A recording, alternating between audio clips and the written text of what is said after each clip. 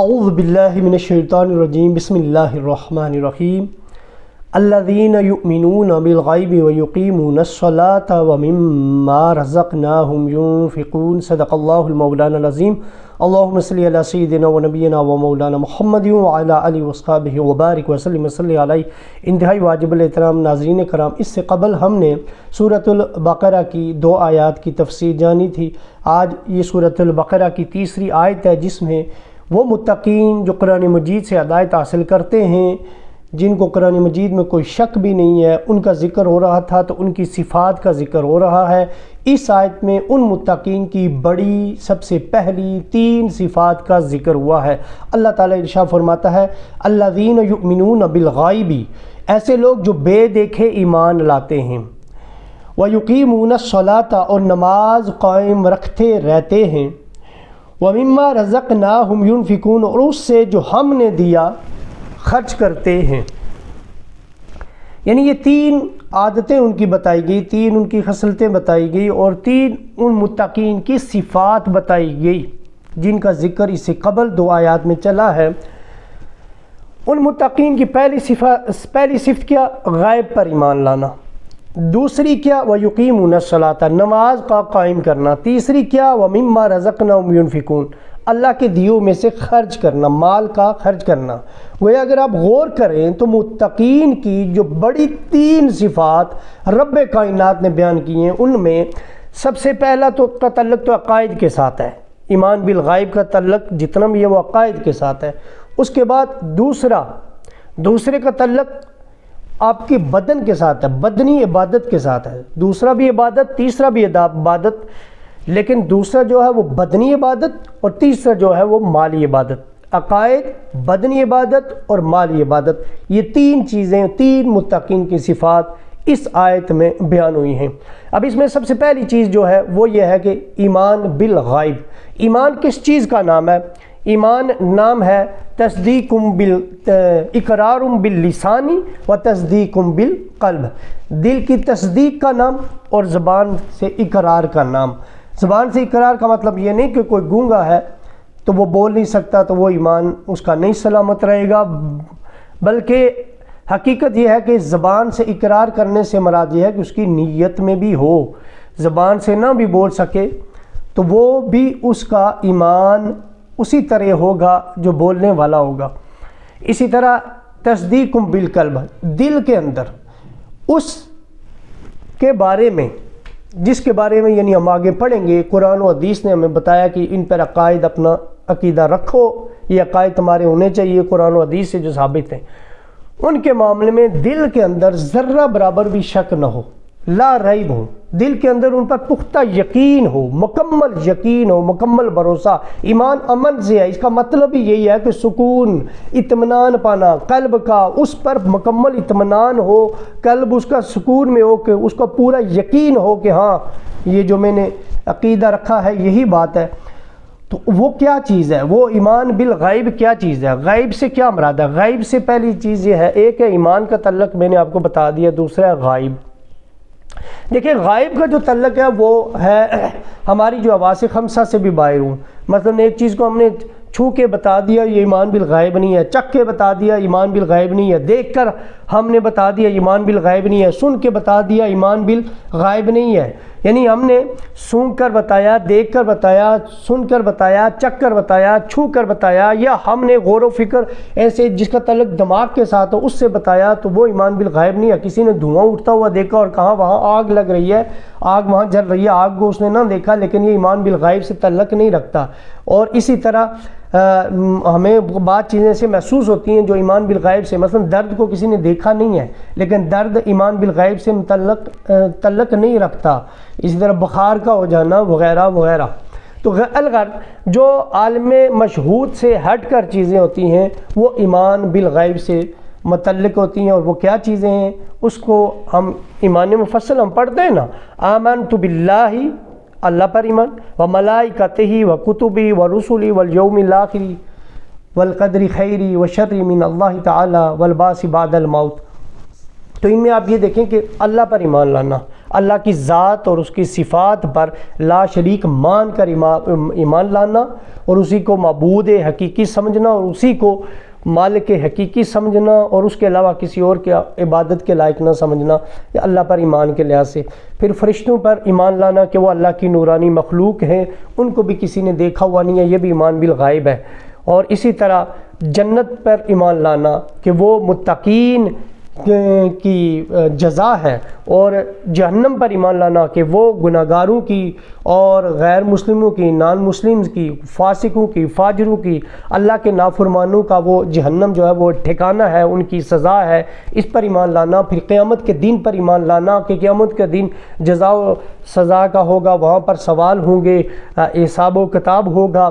پھر اس سے قبر کے زندگی پر ایمان لانا، قبر کے اندر کے جو حالات ہیں، قبر کے عذاب پر ایمان لانا، یہ بھی ایمان بالغیب سے ہے۔ اس کے علاوہ بھی ایمان بالغیب سے متعلقہ یہ چیزیں بھی ہیں، دیکھیں نا، آسمانی کتابوں پر ایمان اس طرح سے لانا کہ اور حضور کی رسالت پر اور تمام انبیاء کی رسالت پر اس طرح سے ایمان لانا بھی ایمان بالغیب ہی ہے کہ مثلا انبیاء کو ایک بندے کی حیثیت سے، ایک اچھے بندے اور اچھے اخلاق کے حوالے سے ان کی امتوں نے دیکھا، جیسے حضور کو دیکھا صحابہ نے، لیکن صحابہ کو یہ کیسے پتہ چلا یہ اللہ ہی کے نبی ہیں، اللہ کے رسول ہیں؟ تو یہ اللہ کے نبی ماننا اور اللہ کا رسول ماننا کہ ان کا اللہ کے ساتھ نبوت کا تعلق ہے اور رسالت کا تعلق ہے، اور قرآن اللہ ہی کی کتاب ہے، کتاب تو ہے، اچھی کتاب ہے اور لا ریب کتاب ہے، یہ بھی مان لیا، سب سے بہترین کتاب ہے، لیکن یہ اللہ ہی کی کتاب ہے، یہ صحابہ کو کس نے بتایا؟ تو یہ حضور کے بتانے پر، ان چیزوں پر یہ ایمان لانا کہ حضور اللہ کے نبی ہیں، اللہ کے رسول ہیں اور کتاب اللہ ہی کی ہے، یہ بھی ایمان بالغیب میں ہی آتا ہے۔ تو یہ جو چیزیں ہیں، حضور کے بتانے پر اللہ پر ایمان لایا، حضور کے بتانے پر جنت مانی، حضور کے بتانے پر فرشتوں کو مانا، جہنم کو مانا، حشر کو مانا، قبر کو مانا، قرآن کو مانا، حضور کی نبوت کو مانا، حضور کی رسالت کو مانا، ختم رسالت کو مانا، یہ ساری چیزیں یہ ہمارے عقائد سے متعلقہ ہے، لیکن یہ ساری چیزیں بالغیب ہیں۔ لیکن یہ ساری چیز میں میرے آقا علیہ الصلوۃ والسلام کی کتنی تعریف پیدا ہوتی ہے۔ آپ یہ دیکھیں، یہ جو ایمان بالغیب ہے نا، ایمان بالغیب جو متقین کی سب سے پہلی صفت ہے، سب سے پہلی صفت ہے، یہ ایمان بالغیب حضور کی زبان پر یا نبیوں کی زبان پر یقین کا نام ہے کہ ان کی زبان سے یہ باتیں سنی جو ہم سے غائب تھی اور ہم نے اس پر یقین کر لیا، اور متقین کی یہ پہلی صفت ہے ایمان بالغیب ہونا۔ آپ یہ دیکھیں سورۃ الفاتحہ کے اندر ہم متقین ہی انعام والے لوگوں کا راستہ مانگتے ہیں، ان کی پہلی صفت یہاں پر یہ بیان ہو گئی ہے۔ اچھا، ایمان اور اسلام یہ کیا چیزیں ہیں؟ دو ایمان ہے اور ایک اسلام ہے۔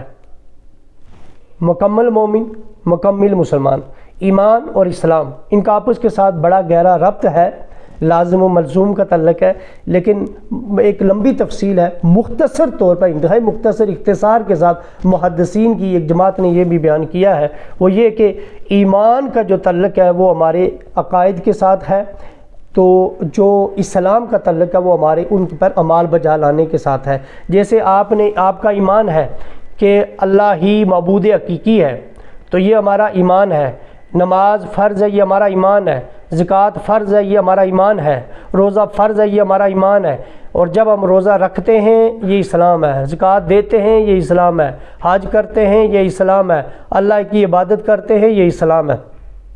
تو یہ ایمان اور اسلام میں چھوٹا سا جو فرق تھا جو نہ ہونے کے برابر ہے، میں آپ کے سامنے یہ میں نے عرض کیا ہے۔ اس کے بعد جو دوسری چیز ہے ایمان بالغیب کے بعد نماز ہے۔ نماز کیا ہے؟ نماز معراج کا ایک تحفہ ہے جو اللہ نے اپنے محبوب کو معراج پر بلا کر آپ کو عطا کیا ہے۔ نماز مومن کی معراج ہے، ہمارے پاک نبی کی آنکھوں کی ٹھنڈک ہے۔ نماز جو ہے وہ اللہ تعالیٰ کی عبادت کا نام ہے ایک مخصوص طریقے سے، یعنی کہ نماز عبادت تو اللہ کی ہے پر سنت تو رسول اللہ کی ہے۔ جیسے آپ نماز پڑھتے ہیں تو نماز میں آپ نے عبادت تو رب کی کرنی ہے، بندگی رب کی بجا لاتے ہیں، لیکن اللہ ہمیں حضور کو بھی سوچنا ہے کہ قیام میرے نبی نے کیسے کیا تھا۔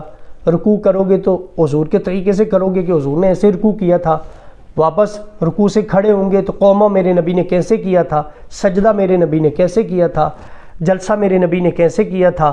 قادہ میرے نبی نے کیسے فرمایا تھا، سلام کیسے پھیرا تھا، یہ سارا نماز کا جو طریقہ کار ہے یہ حضور کی سنت ہے۔ نماز ایک طرف اللہ کی عبادت کا نام ہے اور دوسری طرف حضور کی سنت، حضور کی محبت، حضور کے طریقے پر چلنے کا نام ہے۔ نماز جو ہے یہ ہم پر فرض عین ہے۔ صحابہ یہ کہتے ہیں کہ ہم مسلمان میں اور غیر مسلمان میں فرق ہی نماز سے کرتے تھے، بلکہ یہاں تک کہا گیا کہ من سقط الصلاۃ متعمدا فقد کفر، بلکہ ایک میں متعمدن کا لفظ بھی نہیں ہے، من سقط الصلاۃ فقد کفر ایک روایت میں، یعنی جو نماز کو جان بوجھ کے چھوڑتا ہے گویا اس نے کفر کر دیا۔ نماز کو چھوڑنا کفر جانتے تھے صحابہ، یعنی یہ اتنا ضروری بجا لانا یہ کام ہے، یہ عبادت ہے جس کا تعلق بدن کے ساتھ ہے، جو اسلام متقین کی صفات میں جو پہلی صفت ایمان بالغیب کے بعد بیان کی گئی وہ نماز کی ہے، وہ نماز کا قائم کرنا، یعنی اپنے وقت کے اندر پڑھنا۔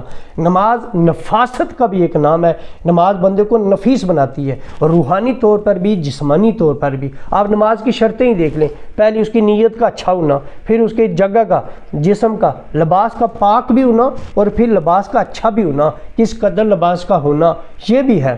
تو ایک جہد سکھاتی ہے، مسلمانوں میں نماز ایک جہد سکھاتی ہے، امیر غریب کا تصور ختم کر کے سب کو ایک ہی صف میں کھڑا کرتی ہے اور ایک اللہ کے آگے سب کو جھکاتی ہے، اور کئی سینکڑوں خداؤں سے ہمیں جان چھڑاتی ہے، اسی اللہ کے اوپر یقین دلاتی ہے اور ایک رخ سب کو عطا کرتی ہے۔ نماز جو ہے اسلام کے بنیادی عقائد میں سے، بنیادی ارکان میں سے ایک اہم رکن کا نام ہے۔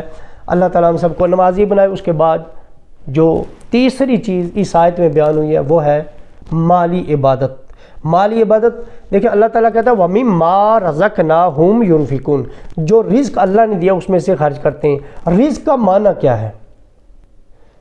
زندگی گزارنے کے لیے جو بھی ضروریات ہیں وہ سب رزق میں آتی ہیں۔ تاج العروس نے، لسان العرب کے مؤلفین نے جو لکھا ہے وہ یہی لکھا ہے کہ زندگی کا دارومدار جن چیزوں پر ہے وہ سب رزق میں آتے ہیں۔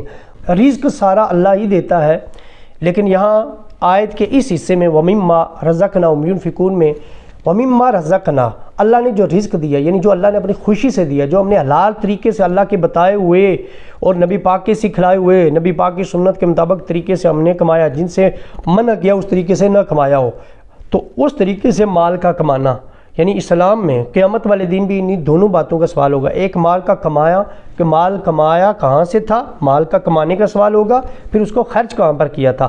رزق کا کمانا اور رزق کا آگے لگانا، ان دونوں کا سوال ہم سے ہوگا۔ کمانے کے متعلق کہ حلال طریقے سے کمایا، خرچ کرنے سے متعلق کہ کہیں کنجوسی تو نہیں کی، جہاں ضرورت خرچ کرنا چاہیے تھا وہاں نہیں خرچ کی، اس کا بھی سوال ہوگا، اور جہاں نہیں خرچ کرنا چاہیے تھا وہاں خرچ کر دیا، اس کا بھی سوال ہوگا۔ نہ فضول خرچی کرنی ہے، وہ شیطان کا بھائی ہے، نہ کنجوسی، یعنی نہ کنجوسی اللہ کو پسند ہے، نہ فضول خرچی اللہ کو پسند ہے۔ اب رہی بات یہ کہ فضول خرچی کس چیز کو کہیں گے؟ اللہ کے راستے میں دینا فضول خرچی نہیں ہے، اللہ کے راستے میں دینا قطعی طور پر فضول خرچی نہیں ہے، اس لیے کہ آپ صحابہ کو دیکھیں نا تو ابو بکر صدیق تو پورا مال ہی اللہ کے راستے میں دے دیا تھا، حضرت عمر نے آدھا گھر، اور اسی طرح حضرت عثمان غنی کو دیکھیں، جنگ تبوک پہ کتنے اونٹ تقسیم اللہ کے راستے میں کھڑے ہو کے اعلان کر دیا۔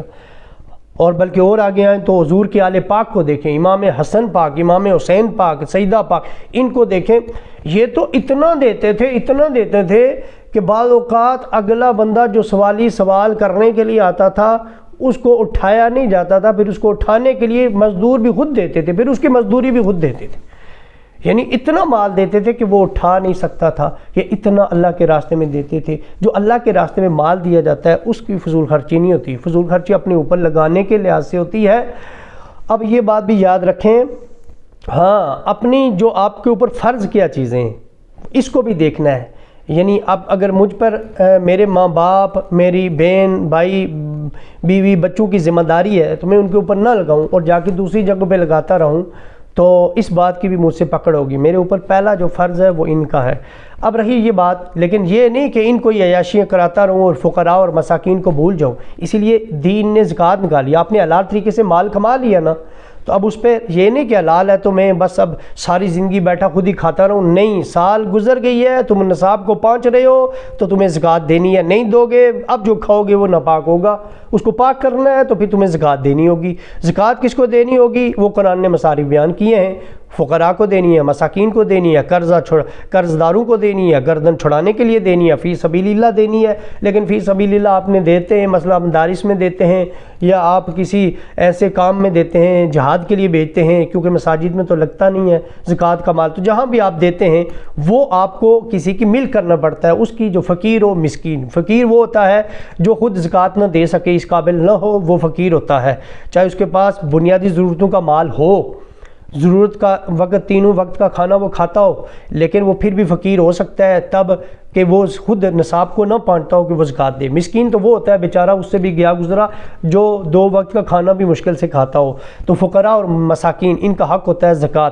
اس کے علاوہ بھی، زکوٰۃ کے علاوہ بھی صدقہ اور خیرات کرنا، اللہ کے راستے میں دینا، مساجد میں زکوٰۃ نہیں آتی لیکن مساجد کا حق ادا کرنا، آپ کے خصوصاً آپ کے علاقے میں جو مسجدیں بن رہی ہیں، جو مسجدیں آپ بنا رہی ہیں، جو بن چکی ہیں، ان کا حق، ان کے اخراجات وغیرہ، اور اسی طرح آپ کے ارد گرد، آپ کے پڑوس، آپ کے رشتہ دار، آپ کے اہل محلہ، پھر دین اسلام، جو اسلام کے شعار ہیں، مثلا زکوٰۃ، جہاد وغیرہ میں مال کا خرچ کرنا، جہاد کے اوپر، جب جہاد میں آپ کے مال کی ضرورت تھی، آپ نے کیا جہاد کے لیے اپنا مال وقف کیا یا نہیں کیا، آپ کے پاس مال تھا، یعنی کہاں کہاں پر مال لگایا ہے، اللہ کے راستے میں کہاں کہاں پر دیا ہے، اس کا بھی سوال ہوگا۔